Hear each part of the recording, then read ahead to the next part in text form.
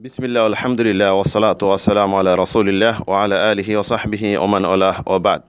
সম্মানিত মুসলিম ভাতৃবৃন্দ, একজন মুসলিমের পরম চাওয়া হলো জান্নাত। এই জান্নাতে যদি আরও একটি বালাখানা, তার জন্য একটি ফ্ল্যাট আল্লাহ রাব্বুল আলামিন নির্মাণ করেন, তাহলে না তার জন্য কতই মঙ্গলজনক, কতই না ভালো। সকলেই চায় জান্নাতে তার জন্য একটি ঘর নির্মাণ করা হোক, ফ্ল্যাট নির্মাণ করা হোক। তাহলে আসুন আজকে একটি আমলের কথা বলবো, যে আমলটি করলে আল্লাহ রাব্বুল আলামিন এই আমলের বিনিময়ে মহান জান্নাতে একটি গড় নির্মাণ করবেন, সুসজ্জিত একটি গড়। তাহলে শুনি এই আমলটি কি।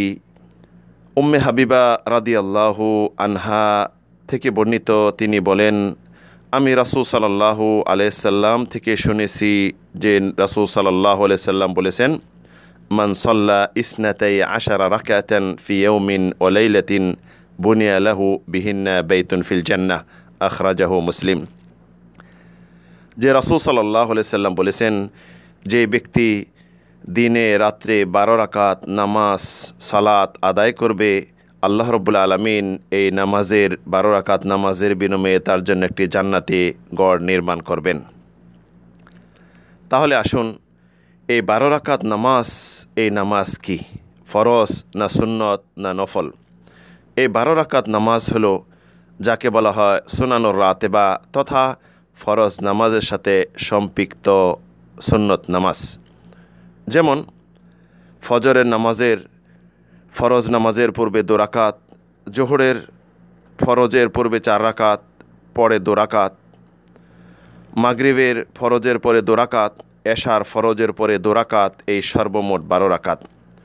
এই 12 রাকাত নামাজের কথা নবী সাল্লাল্লাহু আলাইহি ওয়াসাল্লাম বলেছেন যে এর বিনিময়ে আল্লাহ রাব্বুল আলামিন জান্নাতে একজন মুসলিমের জন্য সুসজ্জিত ঘর, একটি ফ্ল্যাট নির্মাণ করে রাখবেন।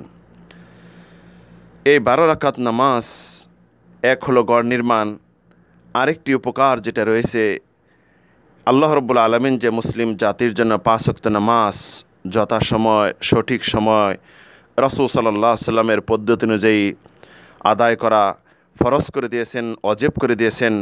এই ফরজ 5 ওয়াক্ত নামাজ যে 17 রাকাত নামাজ আছে, এই নামাজের যদি কোনো কমতি হয়, ঘাটতি হয়, তাহলে আল্লাহ রাব্বুল আলামিন এই 12 রাকাত নামাজ দিয়ে তা পরিপূর্ণ করবেন। আবু হুরায়রা রাদিয়াল্লাহু আনহু বলেন, আমি রাসূল সাল্লাল্লাহু আলাইহি সাল্লাম থেকে শুনেছি, ইন্না আউওয়ালা মা ইউহাসাবু বিহিল আবদু ইয়াউমাল কিয়ামাতি মিন আমালিহি সালাতুহু ফাইন সালুহাত ফাকাদ আফলাহা ওয়া আনজাহ ওয়া ইন ফাসাদাত ফাকাদ খাবা ওয়া খাসির ফাইন ইনতাকাসা মিনাল ফরিদাতি শাইউন ক্বালা রাব্বু আযজা ওয়া জাল উনযুরু হাল লিআবদি মিন তাতাওউইন ফায়ুকাম্মালু বিহা মা নাকাসা মিনাল ফরিদা সুম্মা ইয়াকুনু সাইরু আমালুহু আলা যালিক, রাওয়াহু আবু দাউদ ও তিরমিজি ও নাসাই। যে রাসূল সাল্লাল্লাহু আলাইহি সাল্লাম বলেন, আল্লাহ রাব্বুল আলামিন বান্দার আমলের ব্যাপারে সর্বপ্রথম আমলের হিসাব নেবেন নামাজের। নামাজ যদি সঠিক পাওয়া গেল, রুকু সিজদা কিয়াম এবং রাসূল সাল্লামের সুন্নত তরিকা অনুযায়ী, যেমন নবী সাল্লাল্লাহু আলাইহি ওয়াসাল্লাম বলেছেন, সল্লু কামা রাআইতুমুনি উসাল্লি, এই পদ্ধতি অনুযায়ী যদি পাওয়া যায়, তাহলে সে সফল কাম হবে, কৃতকার্য হবে।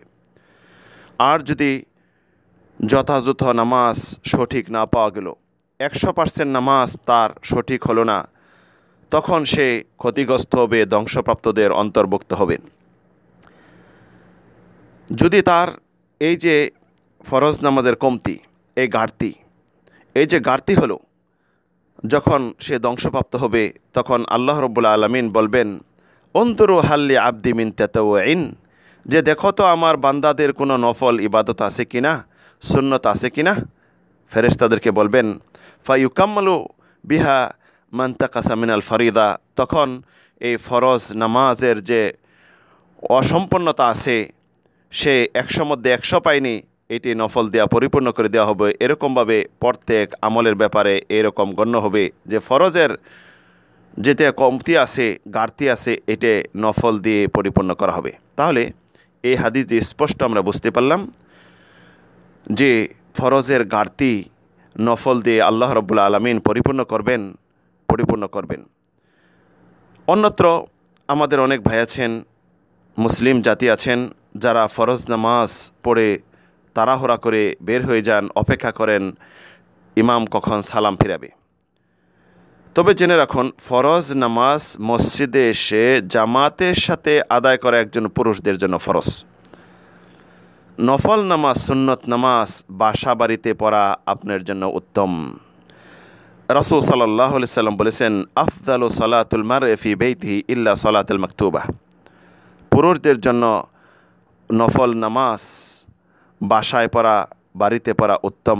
হাদিসটি ইমাম বুখারী এবং মুসলিম বর্ণনা করেছেন। অন্যত্রে আব্দুল্লাহ ইবনে উমর রাদিয়াল্লাহু থেকে বর্ণিত, রাসূল সাল্লাল্লাহু আলাইহি সাল্লাম বলেন, ইজআলু মিন সালাতিকুম ফি বুয়ুতিকুম ওয়ালা তাত্তাকিদুহা কুবুরা।